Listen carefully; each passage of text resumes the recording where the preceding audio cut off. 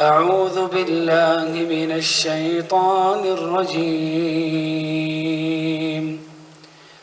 بسم الله الرحمن الرحيم.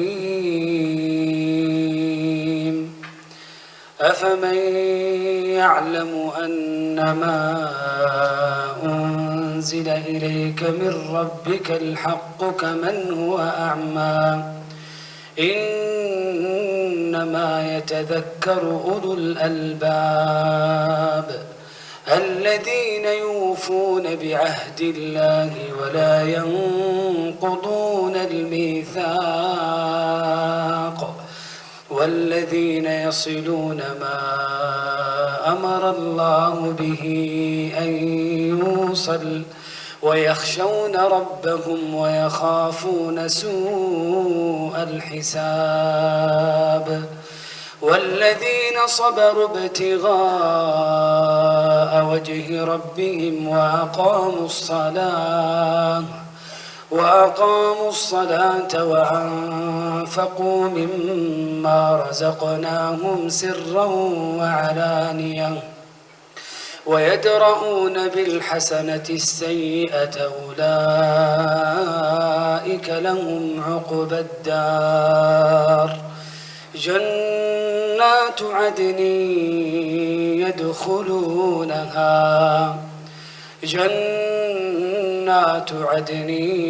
يدخلونها ومن صلح من آبائهم وأزواجهم وذرياتهم والملائكة يدخلون عليهم من كل باب سلام عليكم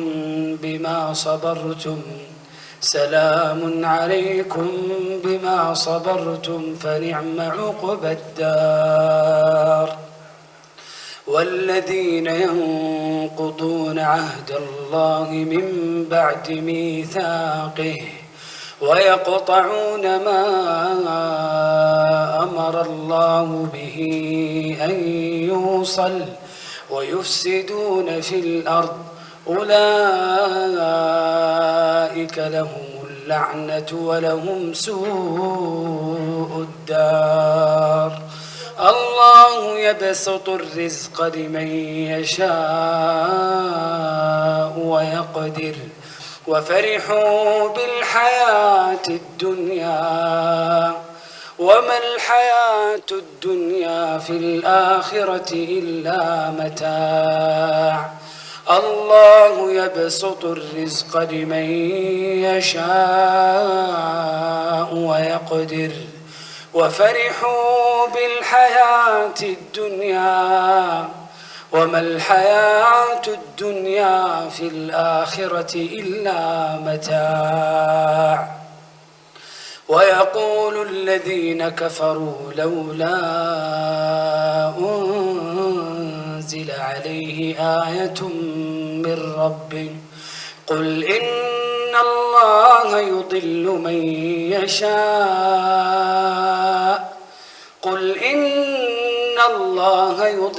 من يشاء ويهدي إليه من أناب الذين آمنوا وتطمئن قلوبهم بذكر الله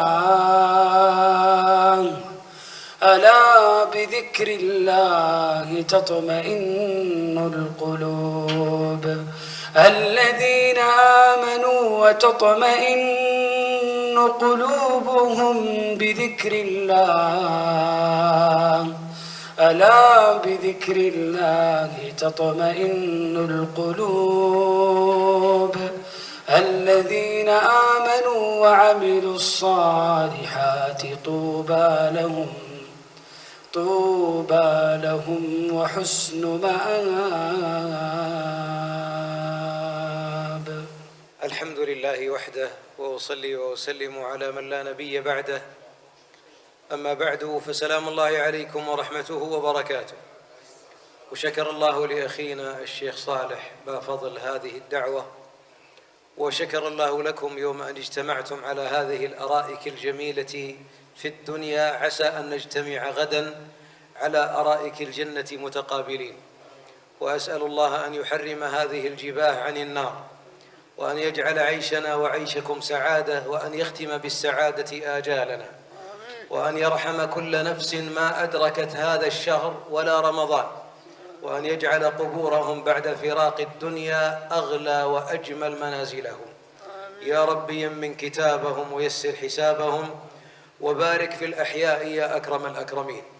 أيها الأحباب، سأتحدث الشيخ منصور والله تمنيت أنه لم يسكت. الوعظ بالقرآن أبلغ من بالوعظ بغيره، ولكن بما أن الشيخ المضيف سدده الله أكرمنا بهذا الحضور لنتقرب إلى الله بالنظر إليكم والجلوس معكم، فخذوا مني موعظة هي في التخلية لا في التحلية.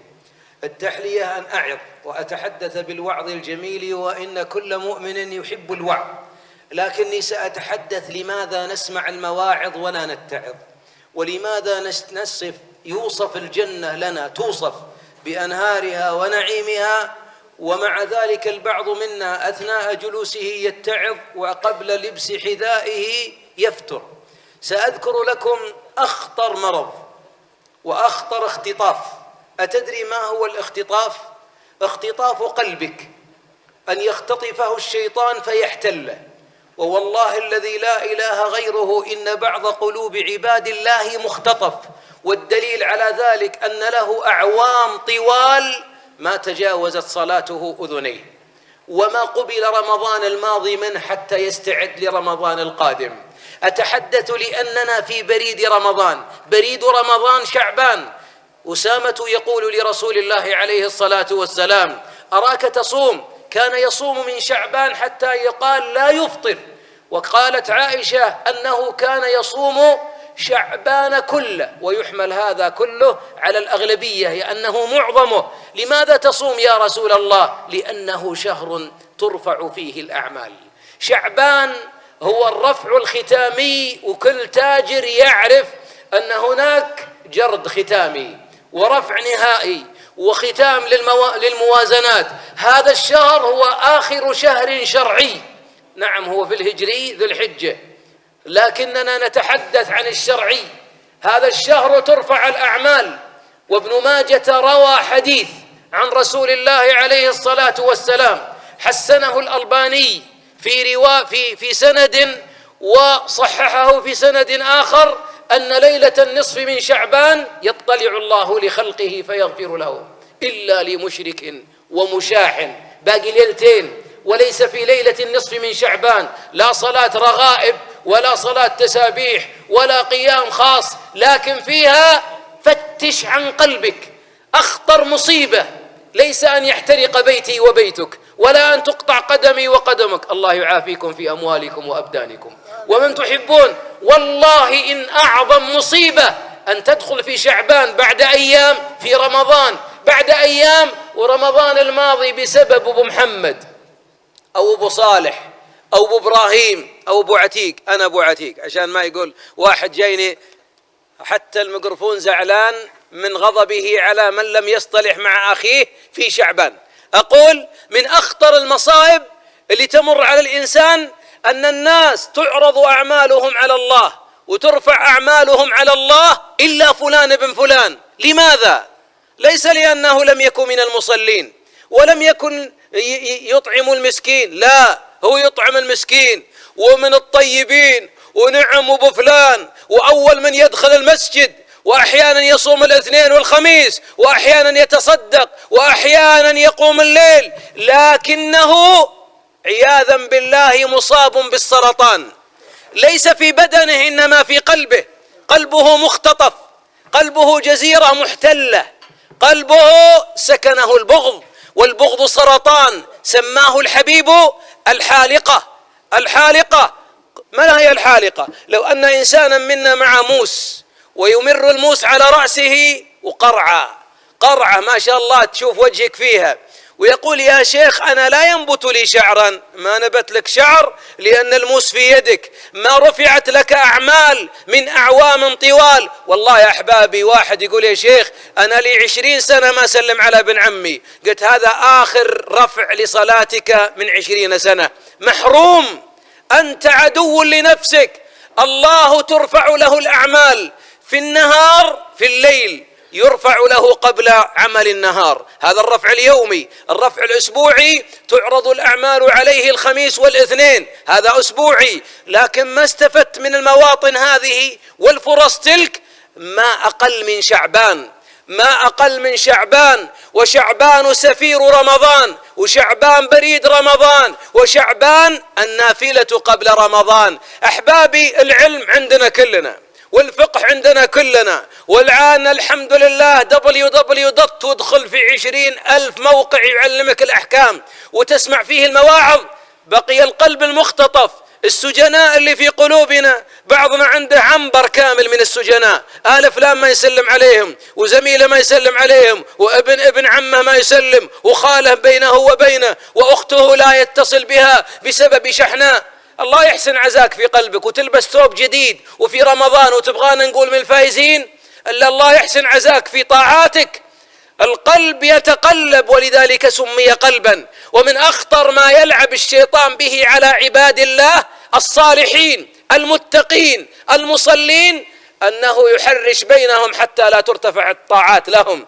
لذلك هو يروج للشيطان، يروج بين الفسقة كبتاغون وحشيش وخمور، ما يمكن يروج بها بيننا، لكن يروج بيننا جرائم كبائر تسبب لعن الله. يحرش بينك وبين أخيك ابن أمك وأبيك، ثم بعد ذلك آخر تاريخ رفع الصلاة هي آخر ظهور لك في الواتس، آخر ما ودعته في الواتس بكلمة قبيحة، أو قلت لا أشوفك ولا أراك ولا أكلمك.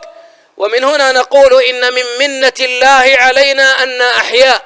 والله إن في القبور أنين، وفي القبور زفير، وفيه أنين من مصلين يئس الشيطان أن يعبده المصلون في جزيرة العرب، ولكن في التحريش بينهم. لذلك لا يروج الشيطان علينا إلا كبيرة البغض والتحريش، وكل واحد منا عنده نصيب، إلا من رحم الله. إن شاء الله كثير ما هم اللي ما عنده سجين ولا قط، ما عنده ولا سجين، دائما إذا وضع رأسه على الوسادة أطلق أمة محمد من عقالها، اذهبوا فأنتم الطلقاء. هذا أفقهنا، هذا أعلمنا، هذا أتقانا. حتى لو قل صيامه وقلت صلاته النافلة وقلت صدقاته، أفضل الأمة قال الحبيب مخموم القلب صدوق اللسان. قالوا صدوق اللسان نعرفه يا رسول الله، فمن مخموم القلب؟ قال التقي النقي الذي لا غش ولا إثم ولا بغي ولا حسد. كل واحد منا غير اليوم ثوب صحيح واغتسلنا، والله بحاجة قلوبنا إلى الغسيل أكثر من أبداننا. وكم واحد طالع بثوب جميل وفنيلة نظيفة وفي قلبه السجناء الذين منعوه الأنس والسعادة. يكفي الواحد منا يخاف أن القاطع موعود من الله في الدنيا قبل الآخرة أن يخرج من صلبه من يقطعه ومن يذيقها الآلام. ما من ذنب أجدر أن يعجل الله لصاحبه العقوبة في الدنيا. ترى الرواتب يا أحبابي والمبالغ اللي عندنا والخير اللي عندنا إذا هو مبارك وقل أو كثر، أهم شيء البركة، والله أنها تكفينا. لكن المصيبة ما هي عندي دنيا لكن الله عذبني بها، عندي أبناء لكن الله سلطهم علي، عندي زوجة ولكنها هي شر محض وليست خير. معنى ذلك أنت قطعت فقطعت، ونزعت بركة أموال وأبدان وصحة وبدن وأبناء ونساء بسبب ذاك الهاجر والقاطع. شعبان شهر ترفع فيه، قال الحبيب صلى الله عليه وسلم شهر يغفل الناس فيه ما بين رجب ورمضان، وأحب أن وترفع الأعمال فيه، وأحب أن يرفع عملي وأنا صائم. أحبابي سهل أن أتكلم عن عبادة رمضان وأبشرك برمضان ويجب أن نتباشر به ونفرح به، لكن ماذا تعمل في تلك القلوب التي اختطفت وقطع الشيطان دونها ودون العمل؟ بعضنا حريص على تلاوة القرآن وهي عبادة، وبعضنا حريص على قيام الليل وهي عبادة. قبل هذا كله تأكد الدينمو شغال، الخزان مليان والدينمو خربان والخزان العلوي فاضي. ولذلك بعضنا ما شاء الله عنده طاعات وعنده عبادات، لكن المضخة متعطلة. المضخة هي القلب، هي التي ينظر الله إليها. الله ينظر للقلب قبل أن ينظر للعمل. إن الله لا ينظر إلى صوركم ولكن ينظر إلى قلوبكم وأعمالكم. ولذلك معاشر الأحباب هي دعوة أن نخلي قلوبنا قبل أن نخليها من هذه الضغائن. وبعضنا يقول يا شيخ بس لحظة يا مطوع أبو عتيق سم، يقول بس ترى أبو فلان ولد عمي هذا ما يسوى التالية من الغنم. هذا يقول بعضهم، يعني أريدك أن تكون معي حتى أبرر قطيعتي له. هذا ما في خير، يدخن ويفعل وهاجر وكذاب وبخيل. والله إن كل الجرائم اللي ذكرتها جريمتك في قطيعته أعظم من جرائمه كلها، لأن جريمتك تسبب لعن الله. الله جعل المفسدين في الأرض ليس قطاع الطرق فقط، قطاع الرحم أولى من يلعن في كتاب الله عياذا بالله. وفي كتاب الله تجد أن الله ما لعن قاطع الطريق، لكن لعن قاطع الرحم. ما لعن السارق، لعن في السنة، في صحيح السنة لعن السارق، لكن في القرآن ما لعن. فهل عسيتم إن توليتم أن تفسدوا في الأرض وتقطعوا أرحامكم أولئك الذين لعنهم الله فأصمهم وأعمى أبصارهم. أحبابي، في حديث حسنه الألباني: من هجر مسلما فوق 3 أيام فمات دخل النار. وآخر صححه: من هجر مسلما فوق سنة، أي مسلم، عامل عندك، جار لديك، زميل عندك، أي إنسان، من هجر مسلما فوق سنة فهو كسفك دمه، أي كأنه يبعث يوم القيامة قاتلا له، نسأل الله العافية. وكيف يرتاح هذا الذي ارتكب كبيرة من أعظم كبائر الذنوب؟ ولا يقبل عذر أي إنسان في القطيعة خاصة للأرحام، لأن الله ما قبل عذر الصديق رضي الله عنه: يوم أن قذف عرضي وعرضك، أمي وأمك، فداها أرواحنا ودماؤنا وأبناؤنا وأعراضنا. عائشة رضي الله عنها عندما قذفت هل قبل الله عذرا لأبي بكر أن يهجر مصطحا؟ أبدا. قال الله: وليعفوا وليصفحوا ألا تحبون أن يغفر الله لكم؟ أحبابي، كل واحد بينك وبينه مشكلة الآن، قارنها بعرض محمد صلى الله عليه وسلم. أسألك بالله، المشكلة مع أبو فلان سواء مال ولا دم ولا عرض ولا غيبة ولا سرقة ولا ظلم ولا لي، هل هي أعظم عندك من عرض محمد صلى الله عليه وسلم؟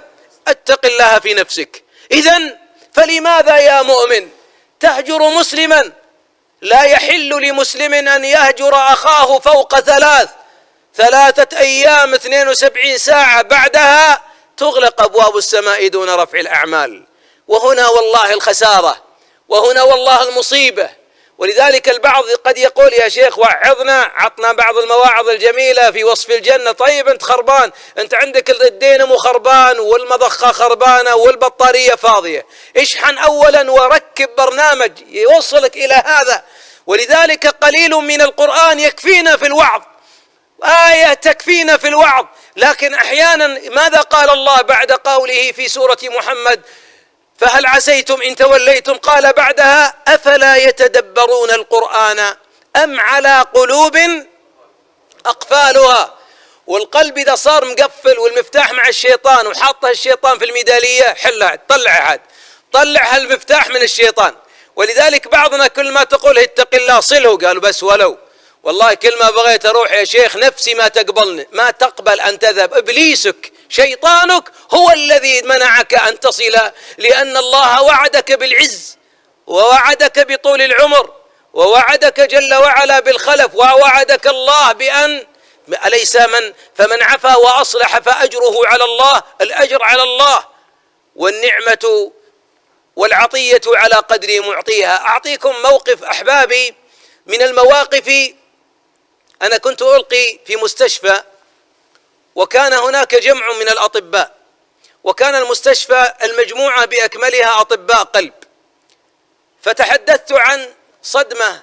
تعرفوا أهل القلب أطباء القلوب إذا أتى القلب متوقف أعطوه صواعق، صدمة كهربائية ليفيق.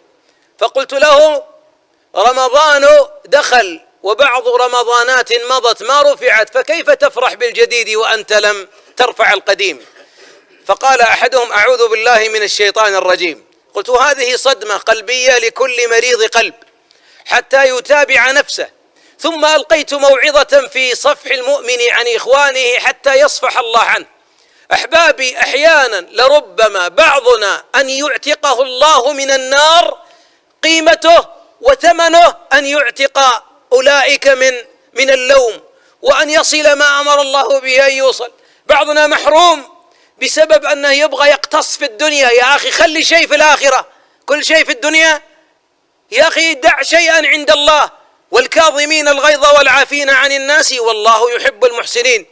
انتهت الكلمة فقام طبيب فقال وألمح في عينه دمعة، قال: يا شيخ، أنا لي أخ هو شقيقي أكبر مني، هو فقير وأنا غني، هو لم يدرس وأنا متعلم، هو يا شيخ ليس لي إلا هو، لكني كلما قلت شرق قال غرب، وأعطيه من مالي ولا يرضى، ووالله أفضت عليه من مال الله الذي وهبني، وكل يوم ما يمكن يرضى، وكثير الحديث عني ويغتابني ودائما يسمعني أقذع اللوم.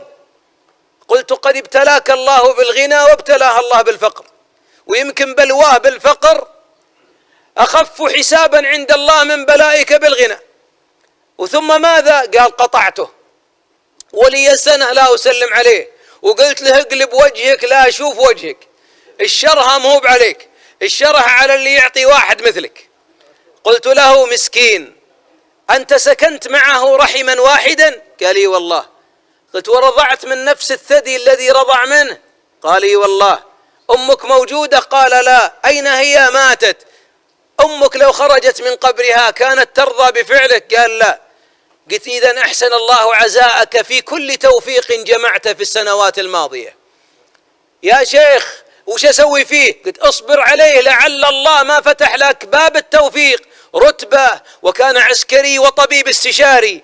هذا النعيم الذي أنت فيه سببه صبرك على أخيك، وأنه يتلوم عليك وأنت لا تتغير عليه، وكأنك تقول: يا ربي أجريت رزقي على يدي، أجريت رزق أخي على يدي، والله لأصبرن عليه. فلما توقف النعيم. قال: صدقت والله يا شيخ، حتى طبيا أنا بدأت أتراجع، والله يا شيخ إنجازي ضعف، نفسيتي ضائقة، تأتيني كآبة، الزوجة تغيرت، والأبناء تلوموا. قلت: كل ما في الحياة سينزع بركته، لأن الله قال للرحم: أما ترضين أن أصل من وصلك وأقطع من قطعك؟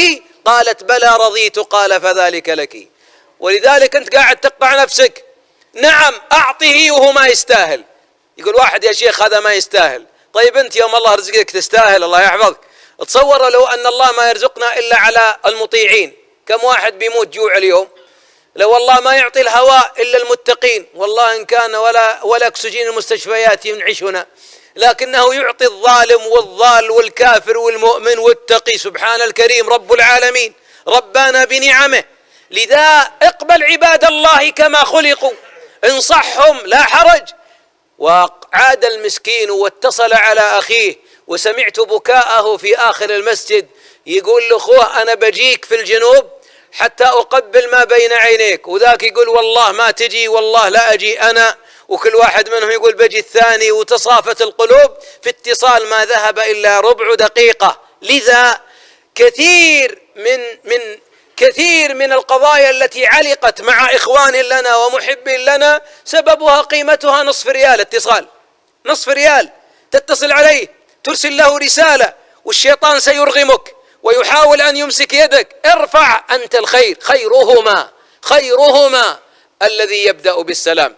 في طرفة، لأن ملاحظ لساني طال وصوتي ارتفع على إخواني ونحن في مناسبة صلة ومحبة، لكن لعلها إن شاء الله أن تكون من المحبة والشفقة. أقول أحدهم قلت له سلم على ابن عمك، قال طيب إذا سلمت عليه وما سلم علي؟ قلت رفع الله عملك ويبقى عمله. قال والله لوهقه الليلة إن شاء الله. قلت هذا قلبك أسود يا حبيبنا، ما هذا، ليس هذا المراد. المراد أن يعلم الله منك صدق ذلك ومحبة ذلك ومحبة نجاة صاحبك. نعم اتصل عليه، أرسل له رسالة، سلم عليه. ولذلك أذكر مرة خطيب في يوم العيد، ترى بعضنا بيلبس ثوب جديد في العيد، أنا طالبك لا تلبس جديد إذا كان قلبك مو بجديد، لأن ما يغنيك الثوب الجديد ولا الغترة الجديدة ولا الطيب الجديد إذا كان القلب في يوم العيد ليس جديدا. فلا يقولون لك الناس من الفائزين، أنت بينك وبين نفسك تقول وين الفوز وعملي ما رفع. أقول خطب الخطيب في العيد فقال إن السعيد من أتى بقلب جديد. في شايب رجل كبير سن وله 4 من الأبناء يصلون في المسجد، فلما أن قال الخطيب ذلك ذكره أن أخاه شقيقه بينه وبينه بين 3 سنوات 6 أعياد لا يسلم أحدهم على آخر، ممكن بسبب خطبة بنت من بنات أخيه ما زوج ابنه، وهذا يا أخي لا أزوج ابنك ويبقى المودة بيننا، لا أقرضك وتبنى المودة بيننا، لا أعزمك أحيانا وتعزمني أنت وتبقى المودة بيننا، لكن الشيطان التحريش.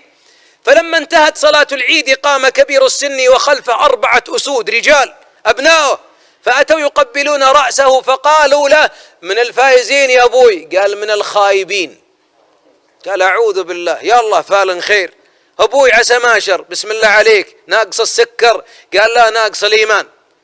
أخوي ولد أمي وأبوي، وسمى أخوه باسم أمه، ولد فلانة، مثل قال ولد نورة أمي، يعني ذكره بنوتهم لتلك الأم. ل6 سنوات ما سلمت عليه ويبكي. خرج من المسجد قدرا أخوه شقيقه الأصغر يصلي في نفس المسجد، لكن لا هذا يدري عن هذا ولا هذا يدري عن ذاك. فلما خرج هذا الأخ إذا بشماغة جديد، تعرفون عند العيد لابسين شماغ جديد ما نبيها تخرب ولا تنعفط ولا يجيها شوكة ولا شيء، فتعلقت غترته في أغصان شجرة شوك بجوار المسجد. فلما تعلقت التفت ليخلصها من الشوكة إذا وجهه في وجه أخيه، لا إله إلا الله. فلما رآه احتضنه بدون مقدمات وبكى الأخ، ثم جلسا في حوض الشجرة يبكيان وأبنائهم في منظر محزن يبكون لبكاء آبائهم. فمسك الكبير الصغير دون كلام وأركبه معه وذهب إلى البيت، له 6 بنات، فصاح من أول ما دخل أبشروا بعمكم، أبشروا بعيد ليست كالأعياد قبلها، أبشروا بالعم. فنزلوا واحتضنوا عمهم، هذا يبكي وذاك يبكي. أكل العيد عند أخيه ثم ركبوا في السيارات وراحوا البيت الثاني. يقول الأخ الأكبر لي والله إن السعادة ليست في حلوى العيد ولا ثوب العيد، السعادة يوم يكون قلبك ليس فيه غل مؤمن قط. نعم أنا أدعوك تستعد لنهاية رمضان من الآن، فلا يدخلن رمضان. لماذا بعضنا 5 أيام يفتر؟ لماذا يقرأ جزء جزئين وختمة وختمتين ويفتر؟ لماذا البعض منا في رمضان يضعف؟ سببها أن القلب ممتلئ، وحب الله لا يجتمع فيه تخليط، يا تحبه وتكون واحدا لواحد، وإلا فإن القلب إذا امتلأ بمحبوبات ومبغوضات ومكروهات وليست لله يحرمك الله أعظم ما أعطى المتقين، وهي الأنس به والخلوة به ولذة مناجاته جل وعلا. لذا دعوة معاشر الأحباب إلى أن نعود للقلوب وأن نطهر هذه القلوب، ونحن معنا ولا زلنا في بداية هذا الشهر المبارك أو منتصف هذا الشهر المبارك، وبقي معنا فيه ونقول مبارك، شعبان مبارك لأن الحبيب صامه وصامه إلا قليلا، مبارك لأنه بريد رمضان، مبارك لأنه نافلة تسبق الفريضة، فمن أكثر من الصيام فيه. وأعظم أنواع الصيام ليس صيام البطن، صيام البطن أسهل أنواع الصيام. أرأيتم شبابنا الرجال الصغار الذين في الأرض سيصومون بإذن الله رمضان هذا، يصومون أبناء 7 سنوات. أنا عندي بنية عمرها 7 وصايمها العام. قلت بس يا لبنى، هذه بنتي، قلت يا لبنى صيامك يختلف عن أبوك. قالت ليه يا بابا؟ أنا والله ما أكلت.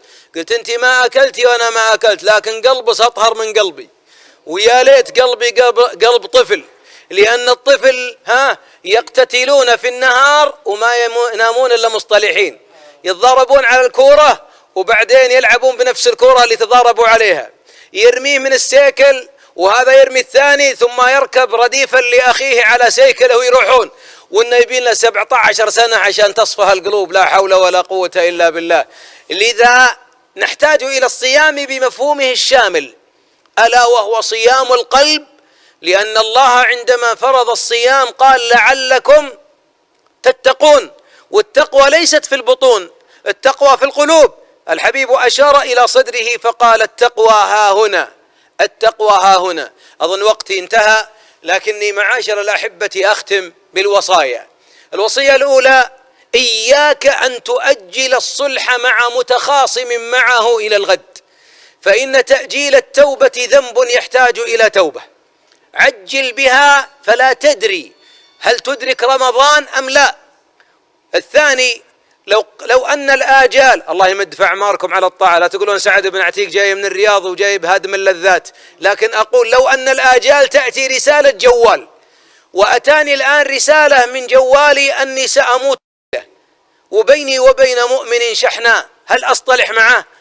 طيب هو اللي ظالمني، ماكل مالي، قاذف عرضي، شاتمني، والله ما بقى مجلس من المجالس إلا وشتمني، يا شيخ صبرت عليه، لكن لما علمت أني بموت لن أذهب إليه أقبل رأسه، سأقبل قدمه ونصطلح. طيب لماذا أقبل قدمه وكان في قلبي غل؟ لأني سأموت.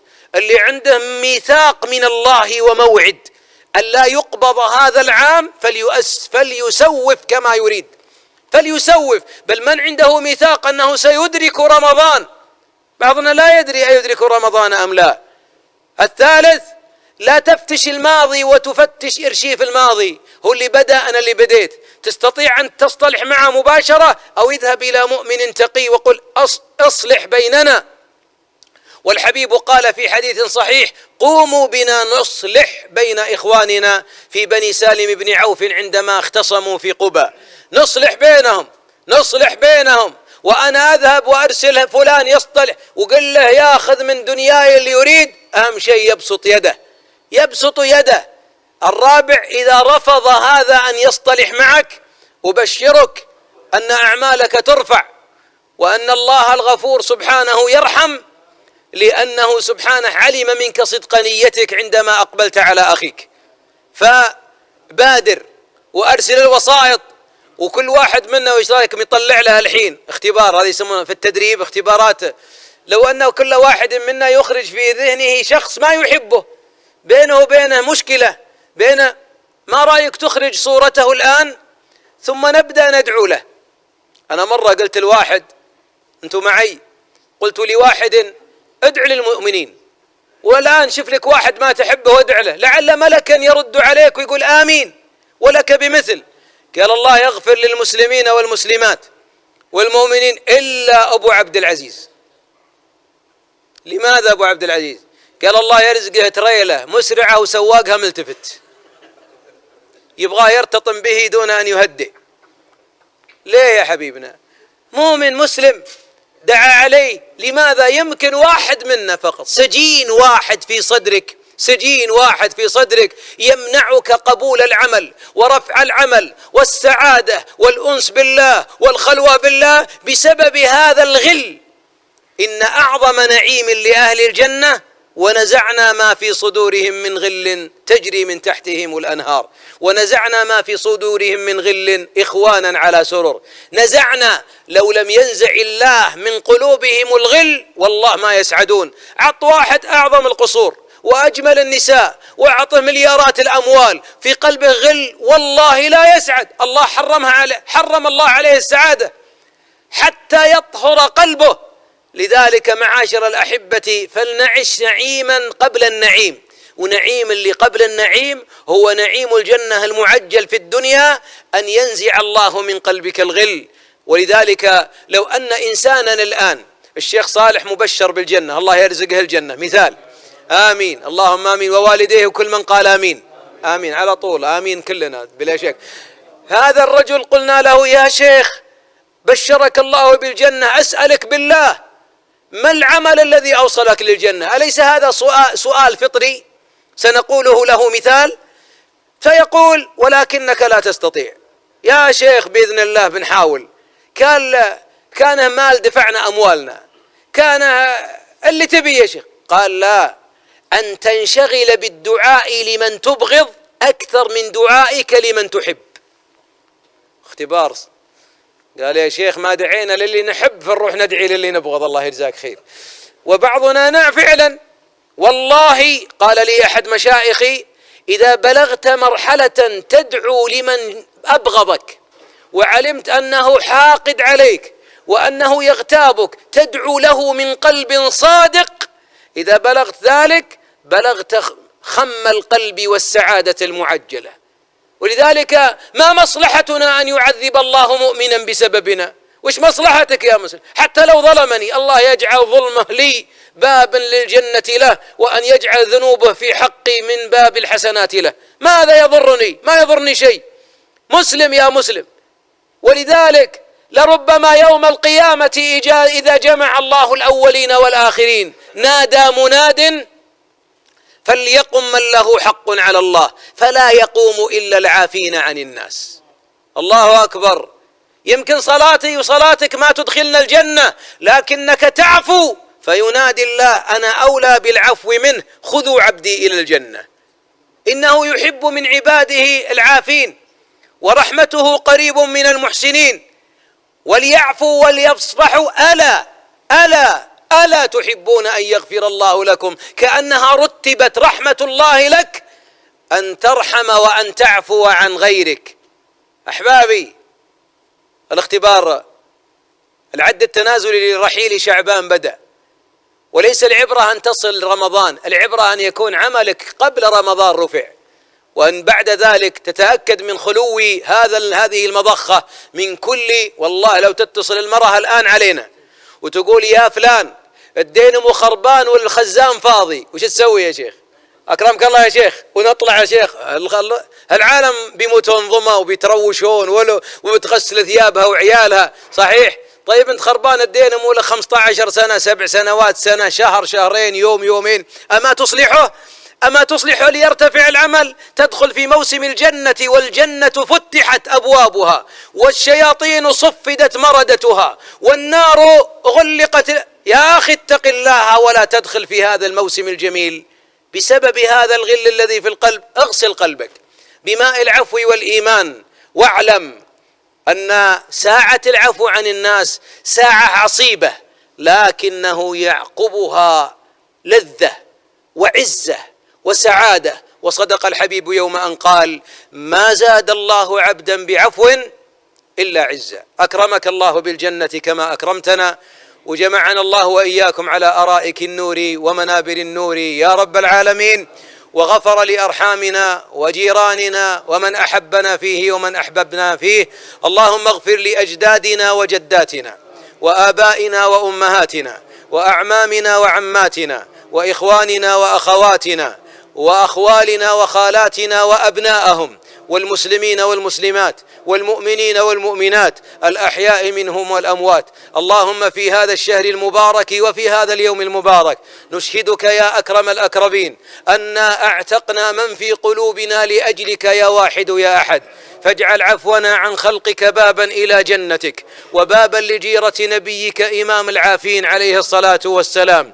اللهم واجعلها طولا في أعمارنا وصلاحا في ذرياتنا وحسنا في ختامنا. اللهم صل على محمد وعلى آل محمد. وأعتذر إن ندت كلمة أو كان في الأسلوب حدة أو في النبرة علو، فوالله إني أحبكم في الله وأعتذر من آبائي وإخواني ما بدر مني، لكن نريد التواصل لأن الدنيا بسرعة، ورمضان السنة هذه جاء يمشي 260، أسرع رمضان في العالم كله، ومنذ أن خلق الله رمضان إلى اليوم ما أسرع سرعة هذا العام، وسيبدأ العد التنازلي وتكون الأعوام التي بعدها أسرع، لأن الله قال اقتربت الساعة وانشق القمر، فقرب الساعة بمبعث محمد، فكيف عاد اليوم عليه الصلاة والسلام. أستودعكم الذي لا تضيع ودائعه، وآخر دعوانا أن الحمد لله رب العالمين.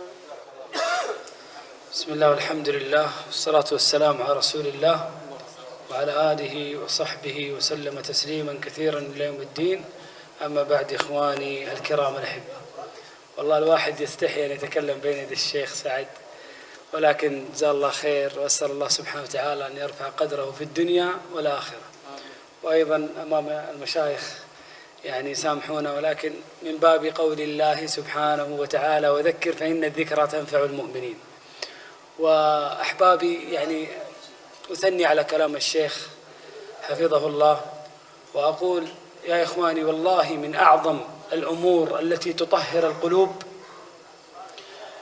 كلنا ذاك الرجل الذي يعني لا يأمن قلبه، والقلب يعني يمرض، وشفاء هذا القلب بالقرآن، ولكن بشرط أن تقرأ هذا القرآن وأنت بنية صلاحه، يعني تعرض هذا القرآن على قلبك من أجل أن ينصلح. والله جل وعلا يقول يا أيها الناس، وهذا نداء لجميع الناس، للكبير والصغير والغني والفقير والذكر والأنثى.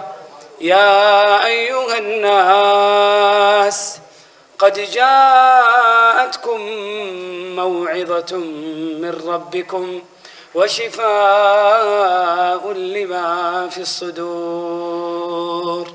بعض الإخوة أحبابي في الله يقرأ كلام الله عز وجل ثم تمر به آية تؤثر في قلبه، فيأخذ من هذه الآية فقط 10%. يسأل سائل: طب أنا كيف أخذ من هذه الآية التي عالجت قلبي 100%؟ تأخذ من هذه الآية التي لامست قلبك 100% عندما تكررها. عندما تكرر هذه الآية مرة، مرتين، 10 مرات، 20 مرة، تبدأ هذه الآية تؤثر فيك. الآن الإنسان إذا أراد أن يسقي الزرع يسقيه من أول مرة؟ أحبابي، لازم كل يوم يسقيه. طب إذا أراد الإنسان أن يشفي قلبه وهو يقرأ كلام الله عز وجل، مر بآية فأثرت في قلبه فدمعت عينه، طب كيف أخذ الآن 20%؟ طب كيف يأخذ 100% من هذه الآية فقط؟ يكرر هذه الآية. مثلا أنا مررت بآية تتكلم عن الرزق، وضعف في قلبي مسألة الرزق. طب كيف أقوي جانب الرزق في قلبي؟ أكرر، لأن القرآن شفاء. وفي السماء رزقكم وما توعدون. وفي السماء رزقكم وما توعدون. وفي السماء رزقكم وما توعدون. ترى الإنسان إذا قرأ الآية هذه أول مرة يأخذ 20%، إذا كررها 10 مرات يأخذ 100% من هذه الآية، فيعمل بهذا القرآن. ترى يا إخواني قلوبنا مريضة فتحتاج إلى شفاء، والشفاء هو القرآن. وشفاء لما في الصدور. وشفاء لما في الصدور. فمن أجل ذلك يا أخوان نكرر آيات القرآن حتى تكون ممن لامست قلوبنا، وشفى الله عز وجل بهذا القرآن قلوبنا. أيضا أحبابي في الله من الوصايا، يعني الإنسان والله ما يدري متى يموت، فيستغل يا أحبابي في الله ويصحح العلاقات بين الناس، ويصحح قبلها العلاقة بينه وبين الله، لأن الإنسان ما سمي الصالح صالحا إلا إذا أدى شرطين: الشرط الأول حقوق الله، والشرط الثاني حقوق الناس. وما أحد يقدر يجرؤ ويقول أن علاقتي مع الله تمام وأن علاقتي مع الله عز وجل 100%. ما أحد يجرؤ، لأن كلنا مقصرون. وأيضا يا أخواني الجانب الثاني العلاقة مع الناس. إذا أردت أن تكون صالحا فحسن العلاقة بينك وبين الله، وحسن العلاقة بينك وبين الناس. الأمر الثالث، هناك قصيدة تتكلم أحبابي في الله عن رمضان، وأسأل الله بمنه وجوده وفضله أن يبلغنا رمضان. قولوا آمين. رمضان يدنو يا سعادة خافقي، يدنو لنا الإيمان والقرآن، نفحاته بركاته وروائح منه يبلغها لنا شعبان. سنصوم سوف نعيش أيام الهنا، سيحيطنا يوم الصيام أمان. كم صائم ترك الحرام لربه، لزم البكاء ما رده الرحمن. كم عائد كم تائب كم نادم، والله رب دأبه الإحسان. الله يقبل من أتاه فأبشروا، من تاب فليفرح أتى رمضان.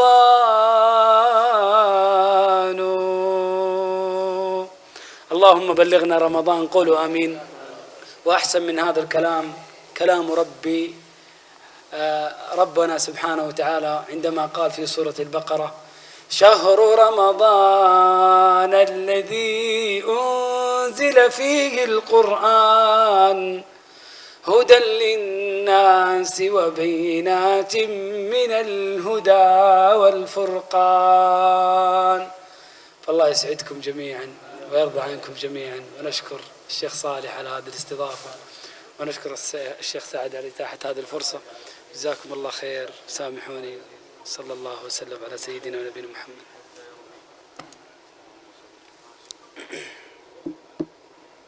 الذي أسلم أو أسلموا على يده يصوم هذا العام على عدد من أسلم على يده. منا من يصوم رمضان 1، ومنا من أسلم على يده 10 20 فيصوم 20 رمضان. ثم إن هؤلاء يولدون اليوم، وهذه والله أعظم الولادات فجرا ونورا، فهنيئا لمن كانوا في موازينه. وهذا المكتب المبارك أنا أدعو الجميع إلى أن يقف معه. أنت مشغول، أعطهم مالك، وهم يقومون بخدمة هذا الدين بتبليغه للمؤمنين، أو لمن كان غير مؤمن فأسلم، فينقذون به من الضلال إلى الهدى. طيب ها كيف؟ مكتب العزيزية، نعم، مكتب التعاوني لتوعية الجاليات في العزيزية بجدة. طيب. أشهد أن لا إله إلا الله وأشهد